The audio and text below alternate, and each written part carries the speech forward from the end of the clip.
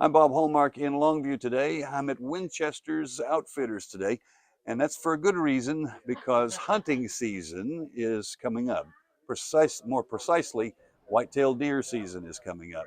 But one season has already started, and that is bow hunting season. Now, for a lot of hunters, this is a more challenging time because bow hunting has its particular challenges that maybe you don't have with regular rifle season. Now, to talk a little bit about the bow hunting season and people getting outfitted, we're joined now by, go ahead and introduce yourself. I'm Grayson Kowalik. I'm a bow tech here at Sportsman's Outfitters. Okay. You are exactly the man that we need to talk to on this. Yes, sir. Now, are you a bow hunter yourself? Yes, sir, I am. Okay. Let's talk about this. In particular, a lot of hunters look at this as maybe the ultimate challenge for any hunter because you have to use stealth. You got one shot and you got to get close enough to be able to use Way that shot. closer. Yes, All sir. right. Is that kind of the way hunters look at it? Yeah, it's that you got to be a lot closer. You got to be a lot quieter. Your scent's got to be under control. But I think probably the biggest thing that makes it maybe more challenging than rifle hunting is it's a lot bigger time commitment. Rifle season, you can go out, sight in your gun, a couple weeks before season, and then you're good to go. Bow hunting, in my opinion, and a lot of people's opinion, you got to practice all year round. You got to shoot your bow at least 3 or 4 months in advance, and you got to get your arrows set up, get your bow tuned, make sure everything is good. So it's just a lot bigger time and honestly money commitment too. So That's the word right there, commitment. So if you're going to be a bow hunter, you have to be committed to this because the thing that I get with a lot of bow hunters is they pride themselves on that one shot, yeah, to be able to take down the deer, and the patience involved in it. Because obviously, there are some people who track, and then there are some people who actually, sit and wait, yeah, and things like that. The tracking part to me would be the ultimate challenge because you have to use stealth. You got to be quiet. yes, You got to know your signs. yeah. And now, do you know people that have done that before? Oh yeah, and so that what you're I think what you're kind of talking about is like spot and stalk hunting, which is where you are on the ground with the animal and you're like stalking up to it, and that is like spot and stalk archery hunting is the ultimate challenge. It's not so much a big thing here in East Texas just because of it's such a thick terrain and you can't really like glass and see far. You know what I mean? So what we typically do here is like ambush hunting. You'll be in a tree, you'll be in a blind or something like that. But yeah, spot and stalk hunting is like the ultimate challenge. You've got to be a predator. I mean, you've got to be on point. It goes back to the Native American Yes, days, right? yeah, All yep. right. So and you couldn't waste arrows back then too, No, because yeah. so that's the interesting part of this. Now, obviously, we have the big season coming up. Regular whitetail deer season is coming up. You seeing a lot of people coming in outfitting right now? Yeah. So pre bow season, we had a wash of bow hunters, just lots of guys coming in getting fixed up.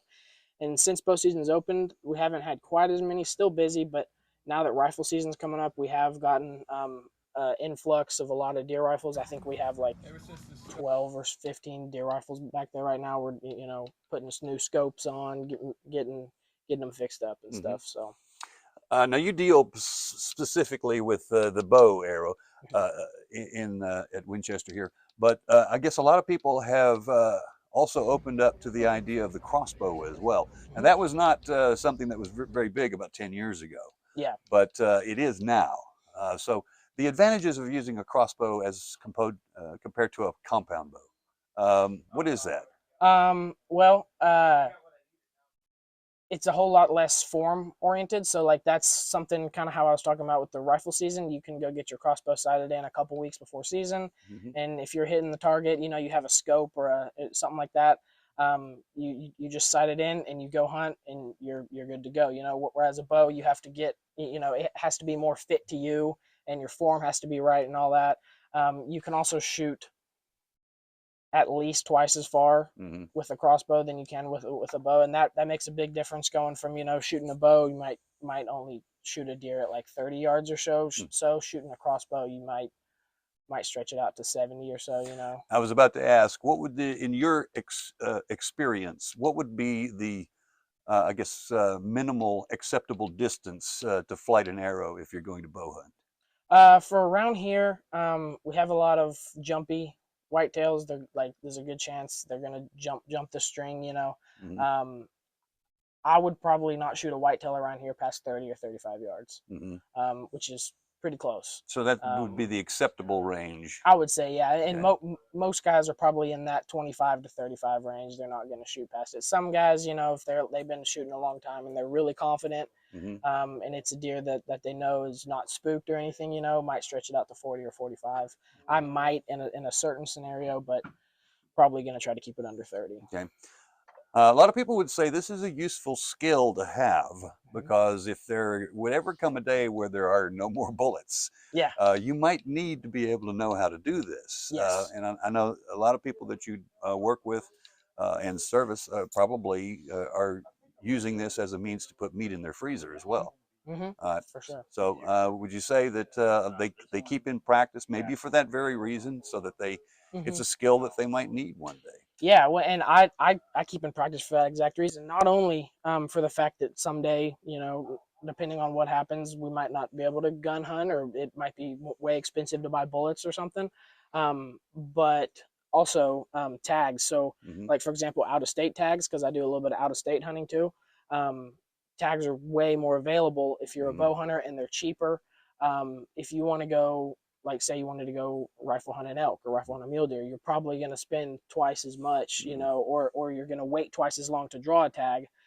So personally, that's one of the reasons why I'm so into bow hunting, because there's so many more options Hmm. available to get a tag and go hunt something cool. So. Okay, and you bring up our last topic here, which is important for everybody who's going to do this. Mm-hmm. You must have a license out there, and you must Yes. have tags as well. I'm guessing that Winchester can actually help people out with that sort of thing.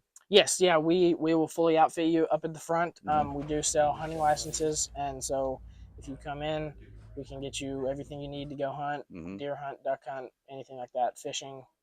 How many So, tags can you get this year for deer? Do you know? so in Texas, as far as I know, it's 3 whitetail bucks, but they have to be three separate counties. Mm. So you can shoot one, and then there's some rules about spikes. You can shoot a spike in the same county, but it's basically one 13-inch or greater spread um, per county in Hmm. Texas, and you can only shoot 3.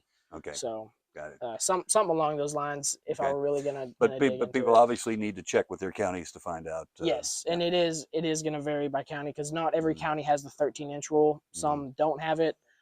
Some have like a point restriction. So Okay.